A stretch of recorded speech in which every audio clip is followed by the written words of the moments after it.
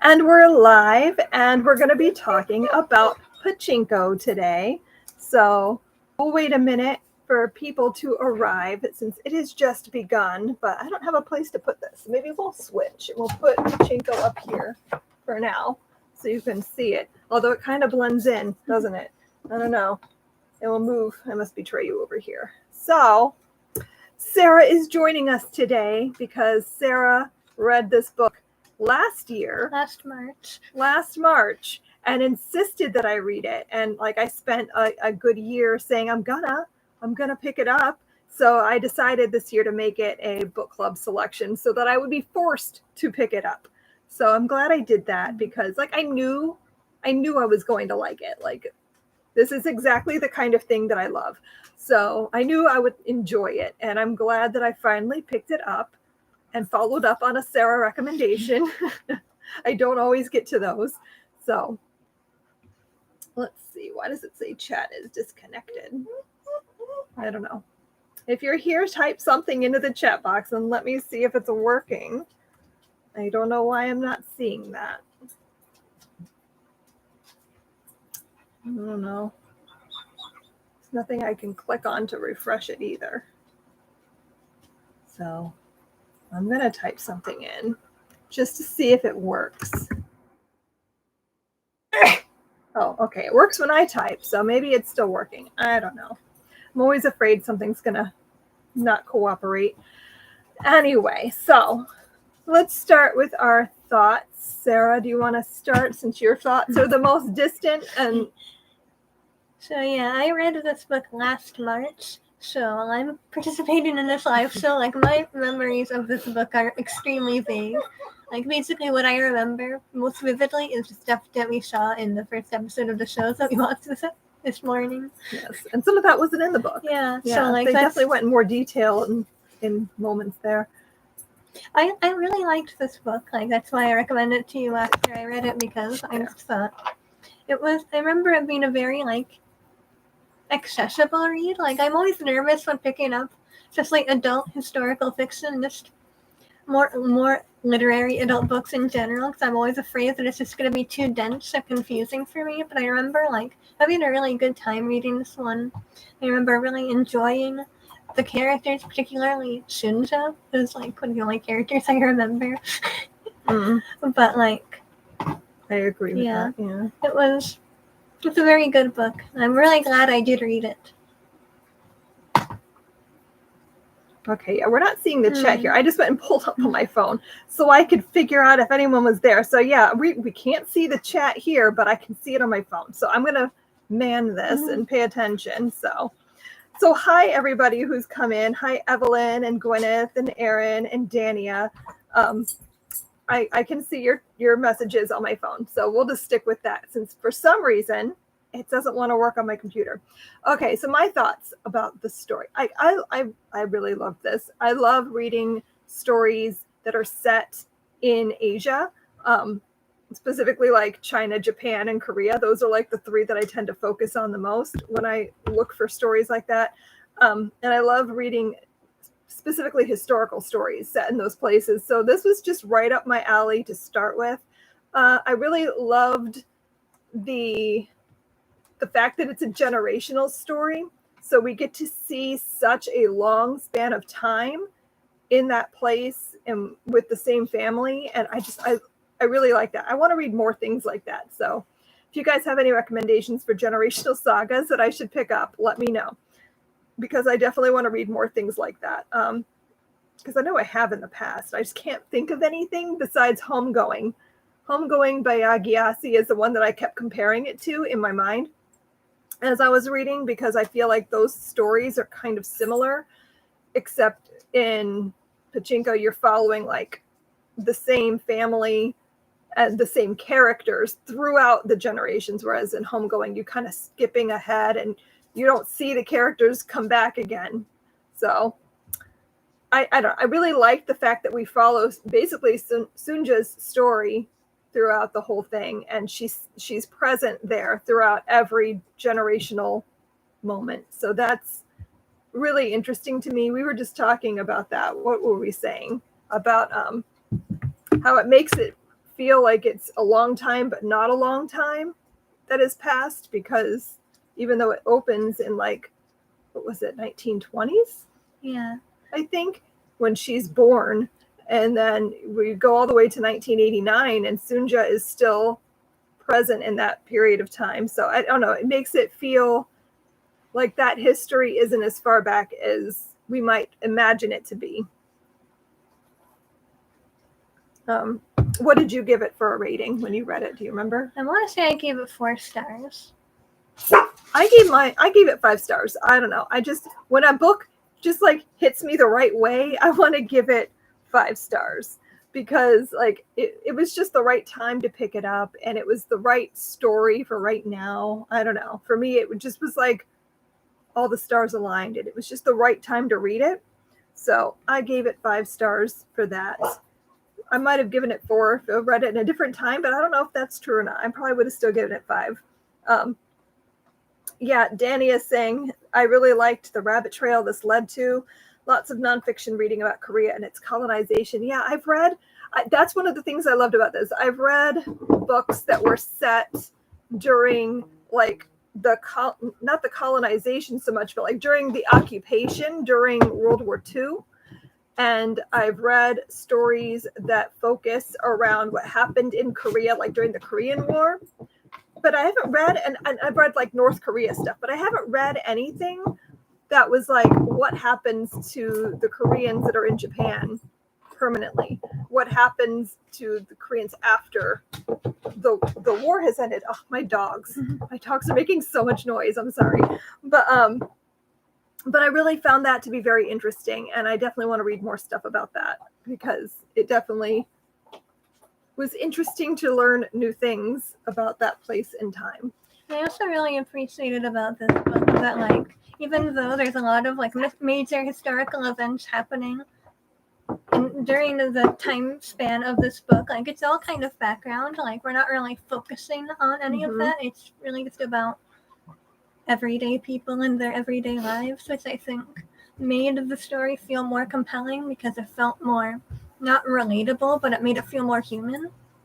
Since like, yeah, I agree, because usually the books that I tend to read that focus around like major world events focus on the event and the people that are just like a part of that event. So it was nice to get to see like what ordinary people were dealing with, and like you just got to get through it, and you just got to do what you need to do to get through your day-to-day life. And I don't know, I just really liked that. It was different from the kind of things I normally read.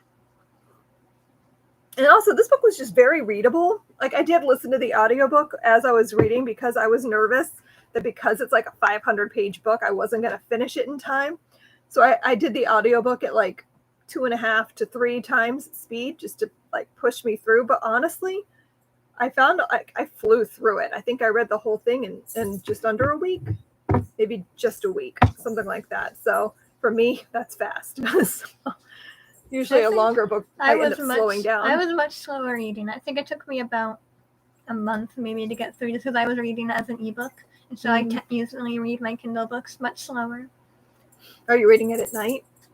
Is it like a before bed thing? Yeah, it was at night. I think once I started getting down. I think once I was getting towards the end, I remember like reading it during the day, because I just wanted to finish it finally. But yeah, it was definitely a slower process for me to get through it. But it wasn't because I was struggling or anything. It was just how I get through ebooks. I just realized that I'm trying to watch this, so I can't read the questions I pulled up. Can you do it? I just look up Pachinko discussion questions, and I think it was like the first one that came up. So I did find discussion questions. I was going to use the ones in the book, but I don't know. I don't know if it's because I'm tired, but like I was reading through them and going, these are too complicated. I don't know how to answer them. So I found a different set when I Googled, and I like those better. This one? Yes. Okay. So do you want to read some of them? You don't have to do all. There's a lot of questions, so you can just pick and choose if you want. Lee begins the book with the line, "History has failed us, but no matter." Do you believe that the narrator really thinks it is no matter? Why do you think Lee chose this opening line? I liked that opening line. I don't know. It definitely made me curious about the character who was saying it. Why do I think she chose that line? I feel like it kind of fits with the way the characters in the story look at life. Like, and I'm sure this is probably another discussion question, but there's a whole thing in the story where Sunja is like, women are meant to suffer. And so the opening line just kind of felt in the same vein as that. Like, yeah, history's failed us. We live sad lives, and like, this is just our lot. We must suffer. And I don't know, I found that to be really interesting. I don't know. I could relate to that in the way that like that's a Jewish attitude as well. I feel like it's kind of very similar to that in that, you know, we're here to suffer and we just got to get through it. And I don't know. I related to that idea a little bit about, you know, not that I think my life is nothing but suffering, but just like that kind of thought process of like, this is just our lot in life. And I think it also can kind of connect to the idea that like their story isn't one that's really told in history books. Yes. Like, because it's something that is focused very much on in schools, and also just that they're ordinary people living ordinary lives for their time. So those aren't the kinds of stories that would make it into history books, regardless. That's so a like good point. Kind of like being forgotten by history. Very good point, Sarah. Yeah, I like that. Yeah, I agree. That makes sense.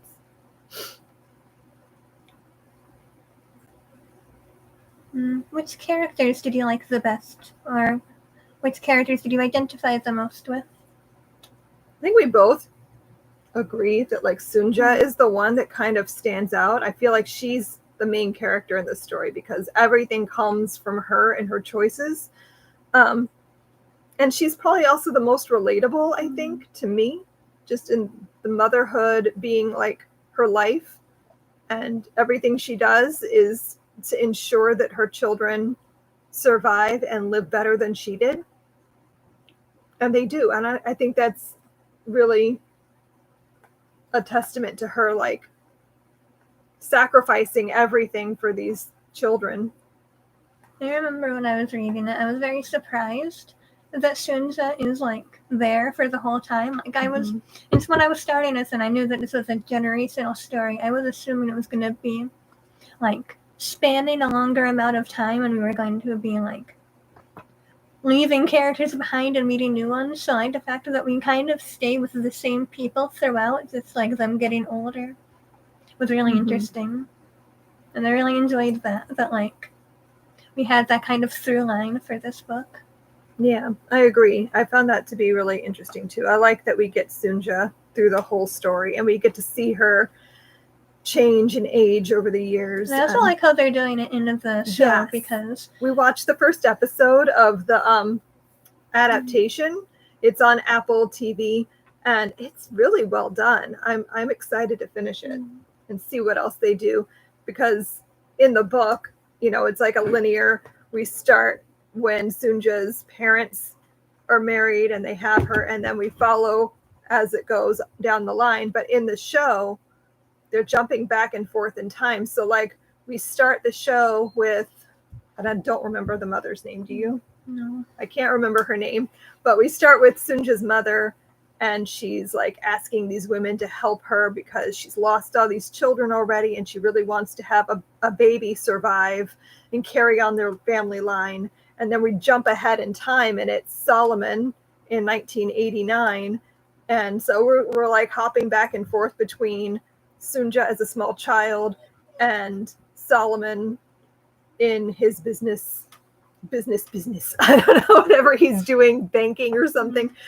So yeah, I don't know. I'm really interested to see what they do with the rest of the story, but it's really good so far. It's subtitled. You can either subtitle it. Sarah insisted we had to do subtitles, but I think if I were to watch it on my own, I would have just done the dub. But I think it's more immersive because it's like it's in all three languages. There's and it is really English, interesting. but then it's also in Japanese and Korean. Like And the subtitles are color coded. Yeah, the subtitles being color coded I thought was really interesting. So I if you have Apple TV, I recommend checking it out, because I think just based on the first episode, I think it's going to be a really good adaptation of the story. So, any interesting comments? Julie says, I found all of the characters very compelling. Often I find books that switch perspectives a bit jarring, but I felt it was done really well in Pachinko. Yeah, I really liked that, even though we are going in different perspectives, like it felt very smooth, like the transition. I never felt like I had to like reorient, like, okay, now we're going to read Solomon's story. Like it just kind of blends really well. I don't know. That's just really good writing, I think, because yeah, I agree. Like that was really done very well. Do you want to go to the next question? Let's see. Compare and contrast the characters of Hansu and Isak. Who is the better father, the better provider, the better man? Do you believe that Hansu ultimately redeems himself? Is he deserving of forgiveness? This was a part of the story that I kind of struggle with, because, and I was telling Sarah, like I'm a romantic at heart, and so reading the story, like I wanted her to make a different choice. Like I'm like putting myself in the story and what would I have done? And I don't know that I would have been able to turn down Cole Hansu when he offered her, like, I will provide everything for you. I'll buy you a house. I'll take care of you. But also I have another wife, and like, you know, we won't talk about them, but like we can be together. And I'm like, I understand the decision that she made and I get it, because like it would have been very much out of character for her to not do what she did. But like also like part of me would have been like, but you know, this sounds like a pretty sweet life and you can't pass up all of the opportunities afforded like when you have somebody like him providing for you. But I don't know. I and like he never really went away. Like he was always there, like in the background, providing and taking care of all the things. So like I don't know. But compare and contrast, like Isak is a good man, and he was just very much not really there. Like I don't remember him as well in the story. Like he was, for the little bit we got of him, I think he was a very good man and a very good husband, and very much about doing the right thing and following his beliefs to the point that he ended up dying for them. But like, I don't know. Do you think Cole Hansu is forgivable? Like, what do you think of him? I feel like I would have had more opinions on him back when I read it. Thanks, Sarah. No. I'm like trying to think of how to formulate thoughts. Because yeah, like I mean, I liked their relationship, and like that she's always loved him, but is like afraid to let herself feel those things for him because he's in her mind like a dangerous person, and she doesn't want to put herself in the position of like being the wife of a mobster, basically, which I understand that.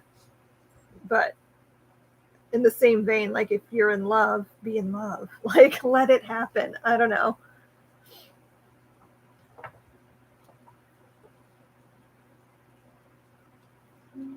I think your phone go to sleep. Megan says Isak was so naive and Hansu was so the opposite. It was a startling contrast. I agree. He was very naive about things, but like I think in his mind, like if you do the right thing, good things happen. And so he just assumed good things would happen if he just did what he thought was right. Which, yeah, in that time, in that place, no. But and Hansu is definitely much more worldly, and so they're very different characters, which is interesting that they both loved Sunja. I think I'm still like trying to formulate my opinions right now.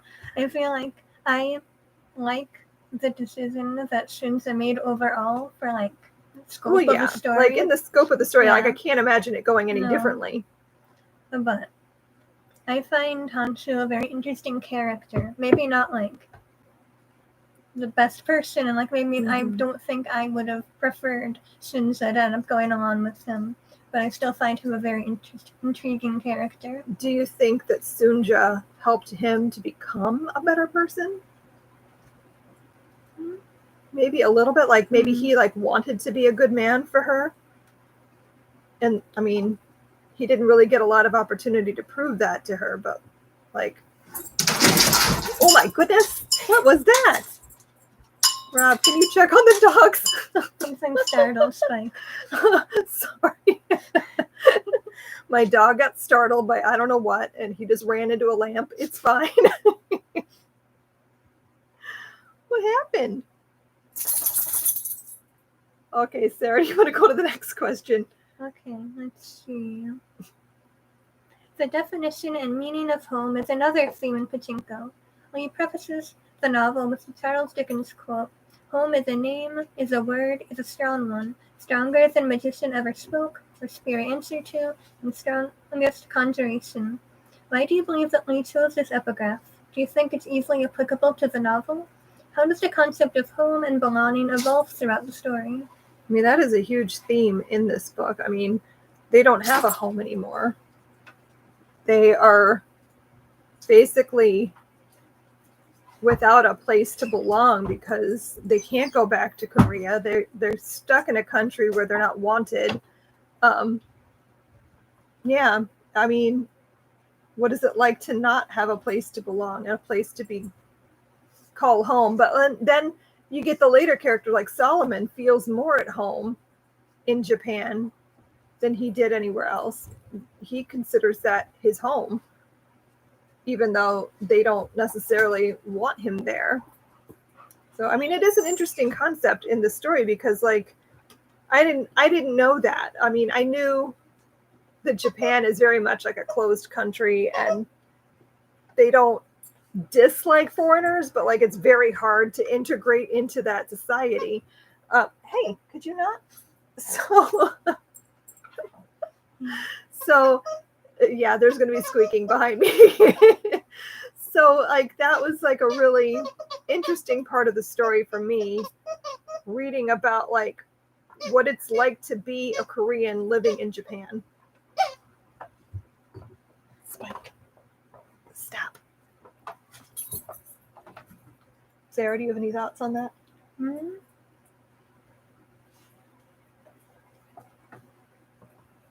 I feel like you addressed a lot of what I was thinking on that too. Just,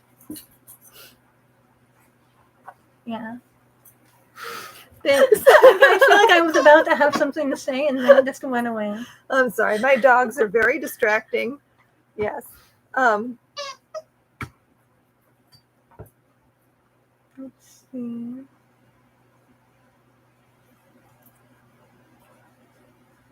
Okay. Discuss how the family's relationships evolve across the generations. Do the parent-child relationships differ? The husband-wife relationships? The ones between siblings? Compare and contrast them.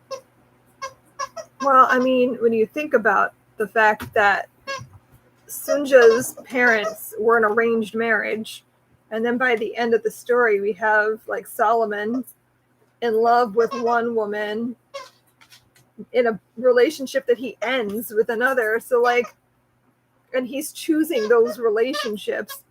So there's a big contrast there. I mean, Sunja didn't really choose. I mean, she did choose, but she didn't really have a big choice to make because it was either be with somebody who will get me ostracized or marry this one person who's offered up marriage to me, regardless of whether I have feelings for him or not. I don't know. I think too, like her generation didn't necessarily marry for love as much as for the fact that they needed to marry in order to survive.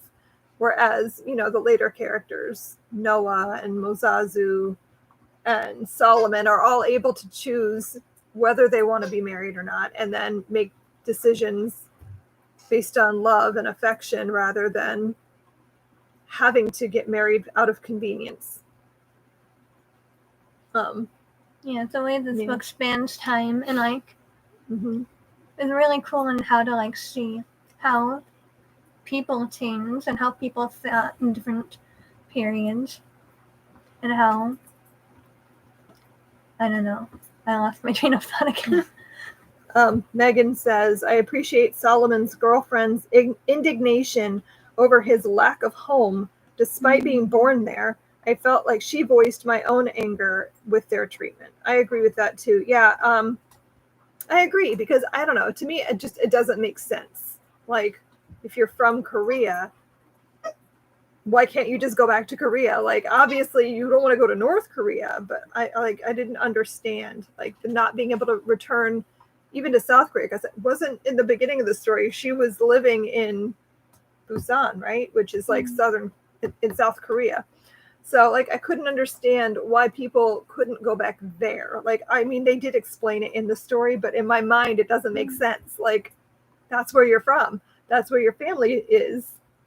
But like they just couldn't. And you know, Japan was Solomon's home. That's where he was born, and he doesn't know anything different. Like he probably wouldn't have felt right living in Korea, because being Korean and having never been there, like that's not his home.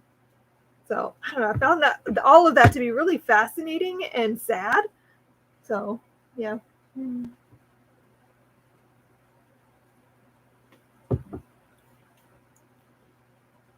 What you got for us, Sarah? You know, you can set that so it just stays awake longer. Have you noticed that mine like doesn't go to sleep every 5 seconds? I have not. That's very fascinating. You have to show me that later. I will show you.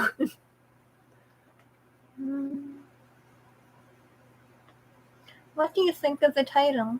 Pachinko of the game doesn't come up until you're well into the story, but its significance becomes important in the second half of the novel. Do you think it's an apt title for the book? Do you have chosen something different? If so, what? I don't know. I found that to be interesting because I finished the book and went, but I don't know what Pachinko actually is. Like, what is this? So I looked up a video this morning about like what exactly is a Pachinko. Like, what is the game? What would a Pachinko parlor be like? That kind of thing. Because I was just really curious about it. And it's kind of like pinball, but not. It's like it's like the cross between playing pinball and a slot machine. You get these like little round like, I don't know, like ball bearing type things, and you like play them in the game, and if you hit jackpot, like more of them come out, and each of those balls is worth like a certain amount of money, and so like you can trade them back in at the end for money, which is how it's like a gambling thing. But I don't know, I found that to be really interesting because like we only hear about that through the women, kind of, or through like people talking about like, oh, well, my father runs a Pachinko parlor and made millions, and it's like, but what does that mean? Like, I don't know. I found it to be kind of interesting for the title of the book because like I kept like waiting for it to be more significant, and I mean it was later on, but like in the beginning, I don't know. I'm not sure. What do you think? Do you think that's a good name for the story? Like, I can't imagine it not being called that because that's just what the book is called. But I don't know. Oh, well, Dania had a good thought. It's a game of luck and chance, much like their lives. Thank you, Dania. That's like such an astute thing to say. So thank you. You made that make sense for me. I've been trying to like figure it out. But yeah. And Dania said, and also manipulated by this higher power, also like the circumstances in Japan. Yes, very, very good. I like that. Also, if I'm remembering correctly, because I was watching someone else's live show discussion about this book earlier today, and how like Pachinko parlors were kind of like started more or less by Korean immigrants during that time, and like they're still huge in Japan. Like there's Pachinko parlors all over. Yeah, well, the video I was watching was a guy visiting Japan and taking you through a Pachinko parlor and like how popular they are and stuff. So yeah, if you have a chance to look that up, it was an interesting video. I forget what channel it was on, but like it was like the first one that came up, I think. But because I just looked up what is Pachinko. It's interesting because actually, last year-ish, I don't know, around time after I'd read Pachinko, like I was watching an anime and like it's an anime set in the 80s and like there was a character who went to a Pachinko parlor and I was like, oh hey, I actually know what this is. It's kind of cool. Yeah.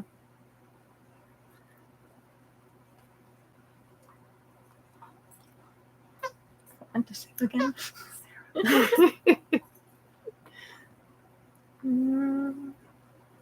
You got any other questions? Let's see. Trying to pick like good ones that will actually have stuff to say. I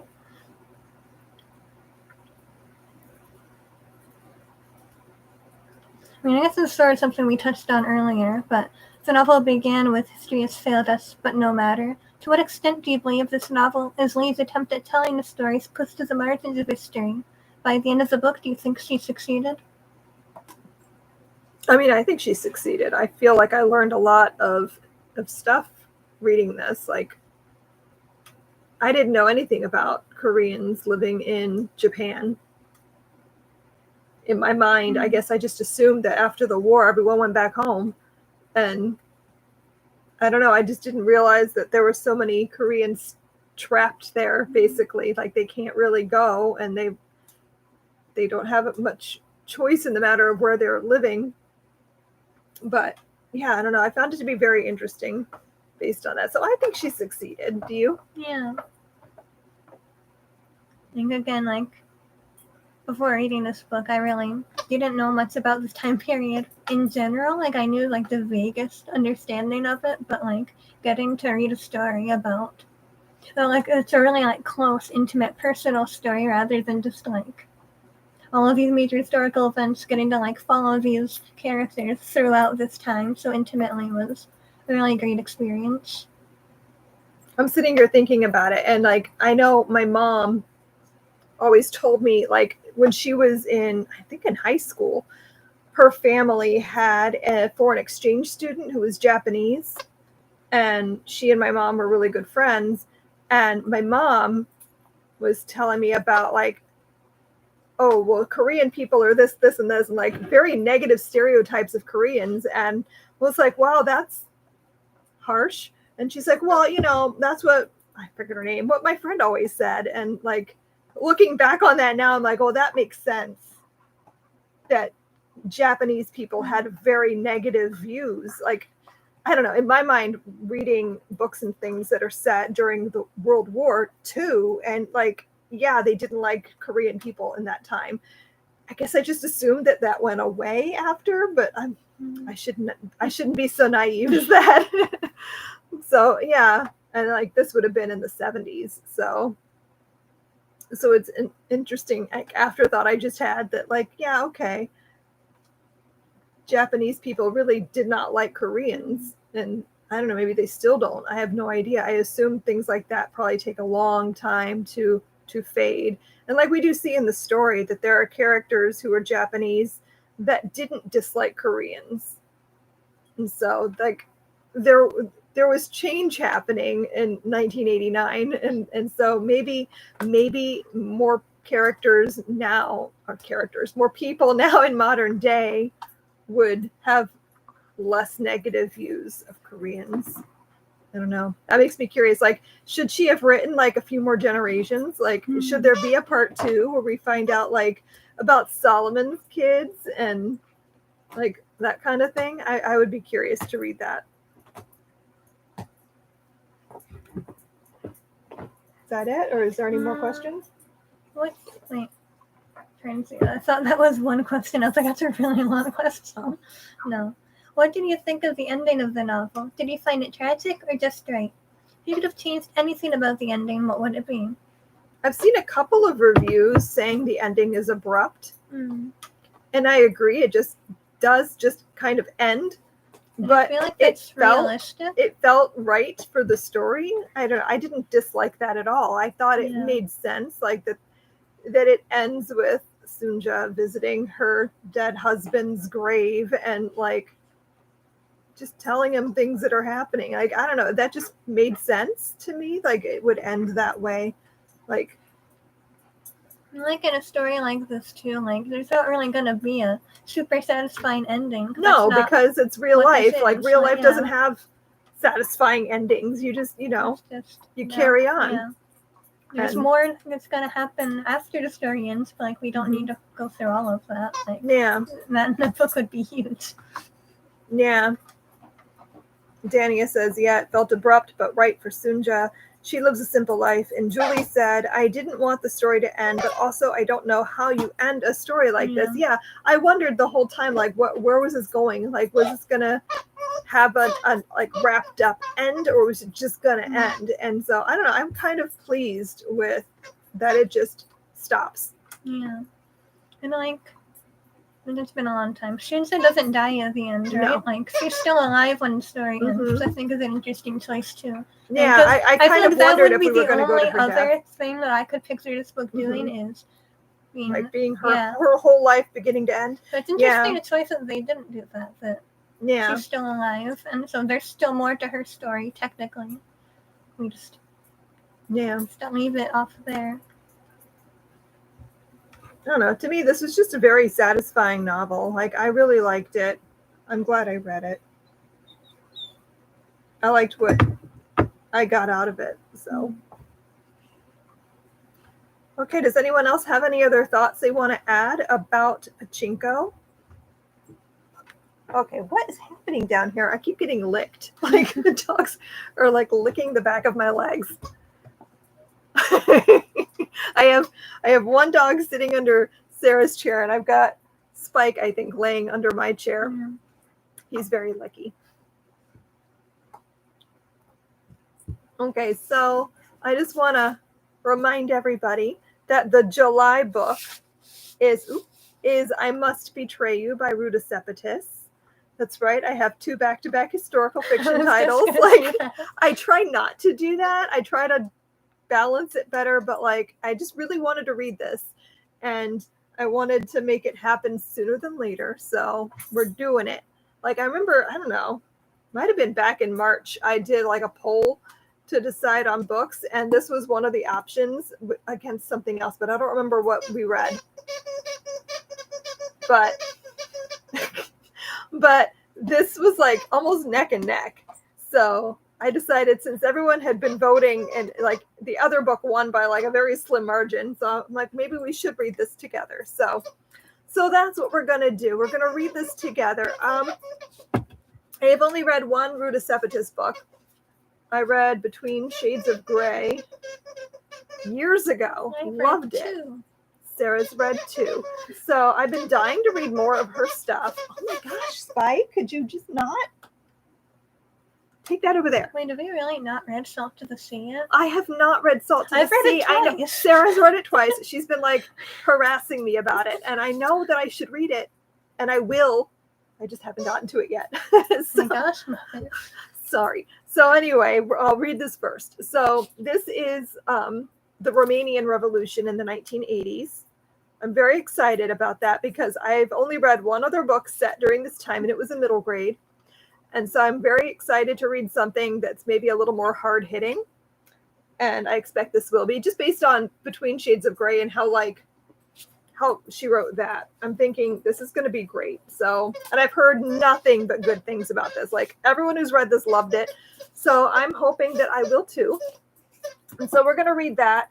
I don't know when the live show will be for that, because when I went to look at the calendar this morning to figure that out, the first Saturday in August is Sarah's birthday. And I think she might not want to do a live show on her birthday. So I don't know what we'll do about that. We'll either do it the week before, which would be at the very end of August, or we'll just push it back and do it the second week. I don't know. We'll see. We'll see what my reading looks like. What did I say? August. Oh, yes. I don't know what month it is. This afternoon I was working on my bullet journal, and I was like so pleased with how it was coming out until I looked down and realized I had written June, not July. And I went, no. It's June 2.2. So I was like, this is just the story of this month, honestly. this next month is a carry-on. It's just still June forever. But I don't know. I don't know what day it is half the time. And so anyway, I'm excited to read I Must Betray You in what month? July? And we'll talk about it when we get to it. I don't know. Hopefully be reading it too. I hope so. I want to because I would like to read I know more you wanted Rita to read Sepetys. that, so. So we'll see. Hopefully I'll get to it. I honestly thought you would have already read it by now. But honestly, I thought you were going to take it. I've been meaning to read every other Rita Sepetys book we own for years. We own all of Rita Sepetys' Do books. really? We do. We own all of them. And I've only read the one. I don't. Sarah, do you see the number of books I have? I made the most ridiculous TBR for this month, and I'm just like, what am I doing? I can't do it. And that's I can't why read that much. I don't make TBRs anymore. I just like all of my bookshelves are my TBRs. I just walked around and went, I want to read all of these things right now. And so I put them all on a shelf so I'll stare at them and maybe make myself pick them up. And then what do I do today? I start a book that was not on my TBR. Not there. I don't know. It's fine. You've done this to yourself. This is a problem I have created, so I can't even be mad about it. Okay, I'm not paying attention to this at all. So what are people saying here? I think I had a few comments. Danny is looking forward to reading I Must Betray You. Oh, you're currently reading The Handmaid's Tale. That's one of my favorite books. And I've been wanting to read the Testaments? Or the Testament? I can't remember. I think it's the Testaments, which is like the sequel. But I haven't had a chance to pick it up yet. But I know that I need to read it. I've heard good things. Yeah, Danny, I don't know. Now that I'm thinking about it, the live show probably will be like whatever that Saturday is after the 6th. Because honestly, I'm not gonna make it in time to do a live show for anything. You're always like on the 30th. I always finish the book at the last minute, and I try to plan it that way because I want it fresh in my mind. If I read a book at the beginning of the month, I'm not going to remember enough detail to talk about it. So I always try to like arrange it so that I'm finishing the book right before the live show. And honestly, I don't want the stress of cramming. I'm going to do it to myself no matter what, but I try not to cause myself more stress than necessary trying to finish. Imagine doing a live show about a book you read over a year ago. I'm sorry, Sarah. I asked you. You said you wanted to participate. You were not forced. But yeah, I couldn't. I don't know. Like if you asked me to talk about something I read even a month ago, I might be like, I don't know. I don't know if I remember enough. It was good. I liked it. It was book. I'll figure out the live show stuff. We'll arrange it so that people will be in town to participate. Because I have a feeling it'll be a good one. I don't know. I feel like we're probably all going to like it. I'm just putting those vibes out into the universe. Okay, so why don't we go ahead and wrap this up. Thanks so much for coming and hanging out with us and talking about Pachinko. It was a great time. And we'll see you next month-ish. When we talk about we'll see you sometime. We'll see you eventually. When we talk about I Must Betray You. Unless you don't show up, then we'll be here. We'll be here no matter what. So someone will be here. Someone will be here. So anyway, okay, happy reading. Bye. Bye.